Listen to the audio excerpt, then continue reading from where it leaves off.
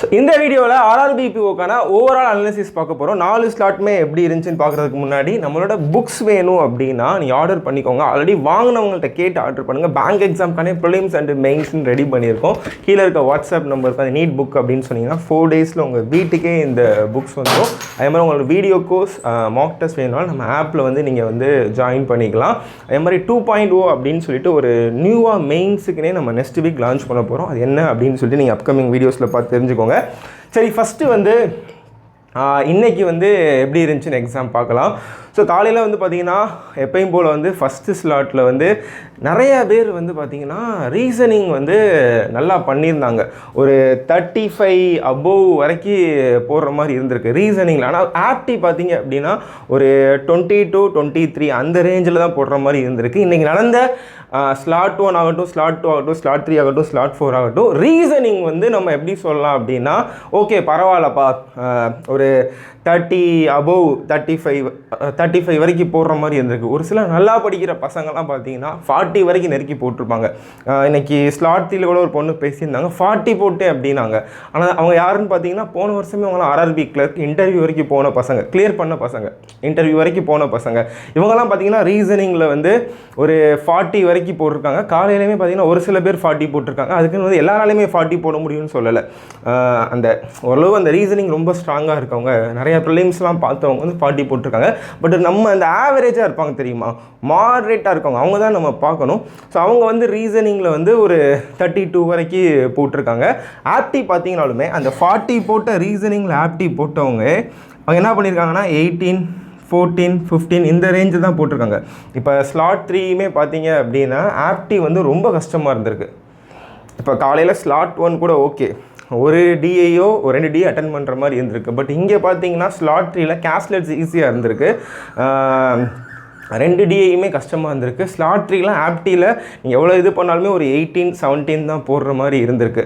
இப்போ ஸ்லாட் 4ல் வந்து என்ன அப்படின்னா இப்போ எனக்கு இந்த என்ன பண்ணிக்காங்கன்னா இந்த ஸ்லாட் 4 கொஞ்சம் ஈஸியாக இருக்கும் போல். ஏன்னா 5 அப்ராக்ஸ் என்னால் 5 அப்ராக்ஸ் ஈஸியாக சால்வ் பண்ணேன். பென் பேப்பர் எல்லாமே 5 குவாட்ராடிக் ஈக்குவேஷன், அதுக்கப்புறம் 5 மிஸ்ஸிங் நம்பர்.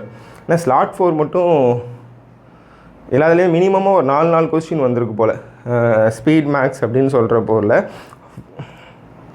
4th ஸ்லாட்டோட லெவல் இல்லை அப்படின்னு ஒருத்தர் கமெண்ட் பண்ணியிருக்காங்க. எனக்கு தெரிஞ்சு ஸ்லாட் 4 வந்து ஆப்டி வந்து மற்ற 3 ஸ்லாட்டை கம்பேர் பண்ணுறப்ப ஈஸின்னு நினைக்கிறேன். சரி, ஓகே, இருக்கிறதுலே இப்போ ஸ்லாட் 1 வந்து ஆப்டி வந்து ஒரு 20, நான் சொல்லிட்டேன் ரீசனிங் வந்து ஓகேப்பா ஒரு 30 அபோவ் போடலாம் அப்படின்னா, ஆப்டி வந்து ஃபஸ்ட்டு ஸ்லாட்டில் வந்து ஒரு 20 to 24 வரைக்கும் போடலாம் அப்படின்னா, செகண்ட் ஸ்லாட்டில் வந்து ஆப்டி வந்து ஒரு இன்னும் கொஞ்சம் கம்மியாகிடுச்சு, 18 to 20 வரைக்கும் போடுற மாதிரி இருந்திருக்கு.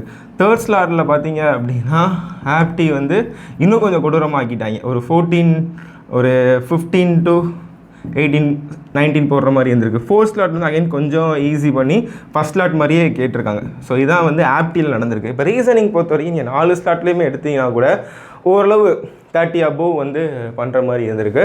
ஸோ நிறைய பேர் இங்கே எதிர்பார்த்து வந்திருப்பீங்க எக்ஸ்பெக்டட் கட் ஆஃப் என்னவா இருந்திருக்கும். பட் இப்போ நம்ம எப்பயுமே சொல்கிறது தான் ஸ்லாட் 4 முடிஞ்சதுக்கு, அது நாளைக்கெல்லாம் முடிஞ்சதுக்கப்புறம் சொல்லிக்கலாம். பட் எனக்கு தெரிஞ்சு வந்து கண்டிப்பாக கட் ஆஃப் வந்து 58க்கு மேலே போகாது.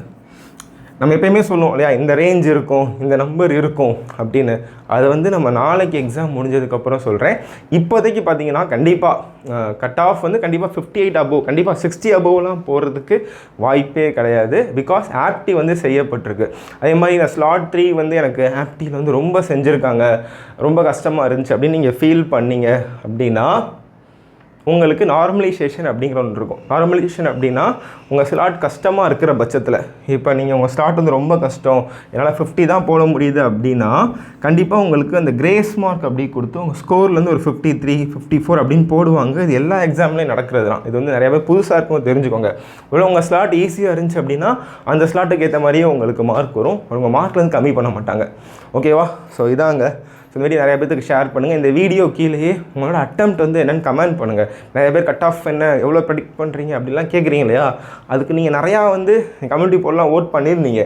அதே மாதிரி கமெண்ட் பாக்ஸ்லையுமே எக்ஸாக்ட் உங்கள் அக்யூரஸியோட எவ்வளோ போட்டிருக்கீங்க அப்படிங்கிறத ஸ்லாட் 1, ஸ்லாட் 2, ஸ்லாட் 3 அட்டெம்ப்ட் என்ன அப்படின்னு சொல்லிட்டு ரீசனிங் ஆப்டிக்கு கமெண்ட் பண்ணுங்கள். தேங்க்யூ. வீடியோ நிறைய பேருக்கு ஷேர் பண்ணுங்கள்.